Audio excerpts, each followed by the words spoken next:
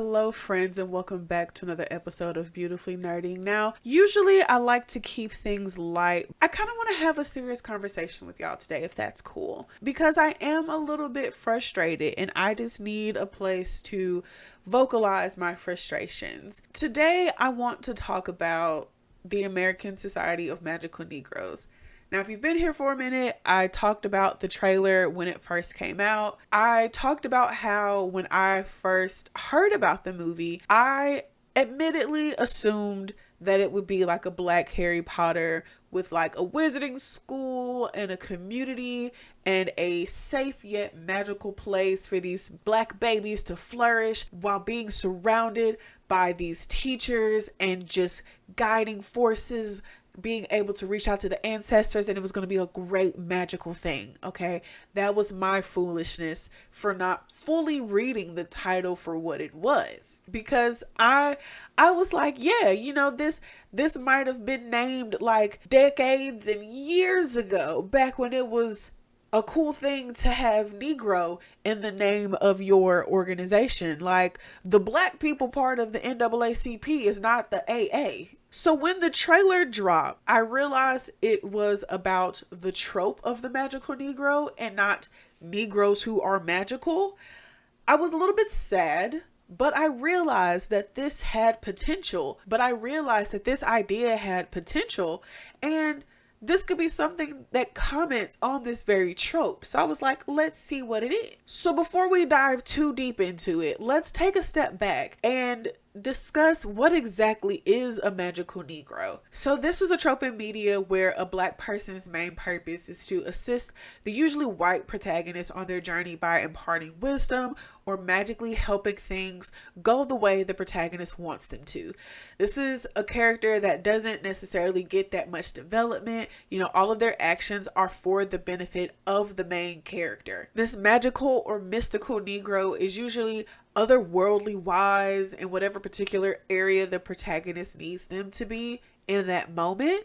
You've got your mammies, you've got your Uncle Toms, you've got your Oda Mays, you've got your Bubba Blues, like that box that everyone keeps putting Morgan Freeman in. Magical Negroes have been around before we even had the term magical Negro. And so the trope itself transitioned to a reimagining such as the token Black or the sassy Black best friend, and this is a character that gets a little bit more development, but their life still revolves around the protagonist. For this, my go-to example and a 2-for-1 is Bonnie Bennett from The Vampire Diaries. Now, as a young Black girl, I always loved magic and science fiction, so Bonnie was always my favorite character. And so it was immediately obvious to me how wrong they were doing her. And the witches in this show and the 2 spinoffs are some of the strongest characters, but they're always under the thumbs of the vampires.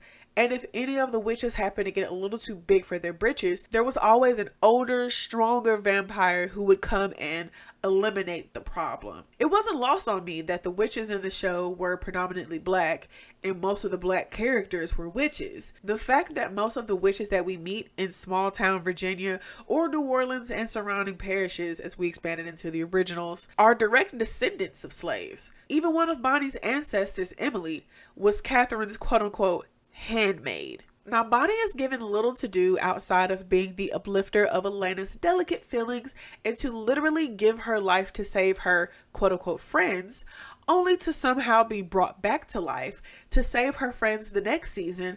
Rinse and repeat. I can make an entire video about how dirty they did Bonnie, and if that's something that you all would like to see, please let me know, because I would love to completely go headfirst into this rabbit hole. But back to these magical Negroes. As the trailer goes on, we discover that the A story is in fact not about a society that placates white feelings. No.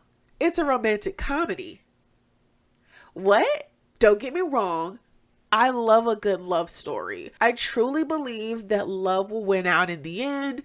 I want so desperately to believe in true love and soulmates and all that mushy stuff. But not here. Not in a movie that you titled The American Society of Magical Negroes. For full transparency, I have not watched the movie myself. I don't necessarily plan on watching it because I'm still in my feelings, but I have listened to discussions about it. I've listened to podcasts where they are kind of beat by beat going through the movie and talking about it. But that's as much as I can tolerate at this moment.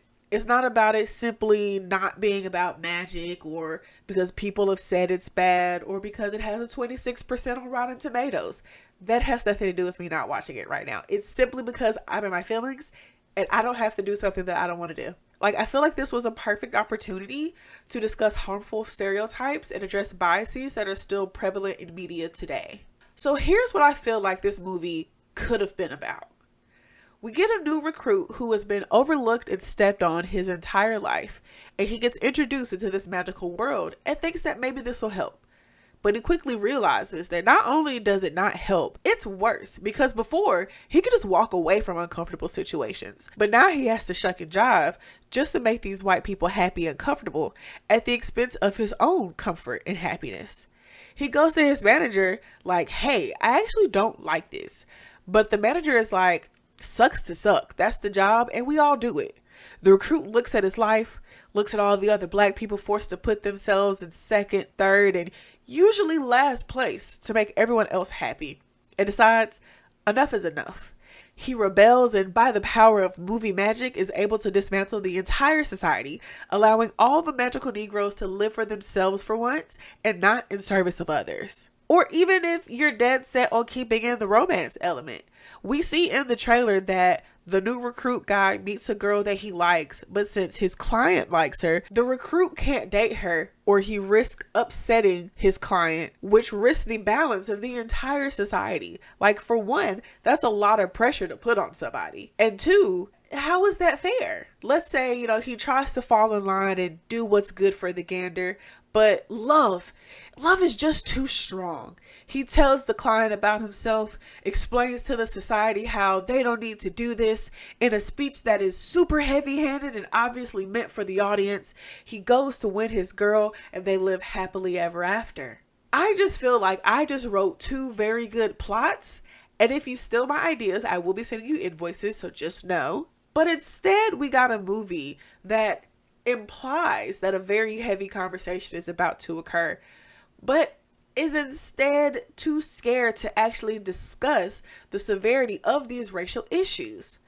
I think that Aaron was the stand-in for the director himself, Kobe Libby, and he wanted to tell the story of how he had to placate himself in these spaces to survive. But maybe when he actually started fully writing out and pitching and creating the movie, maybe he had to pivot the story. I had never heard of Mr. Libby before this movie came out, and I don't want to count him out.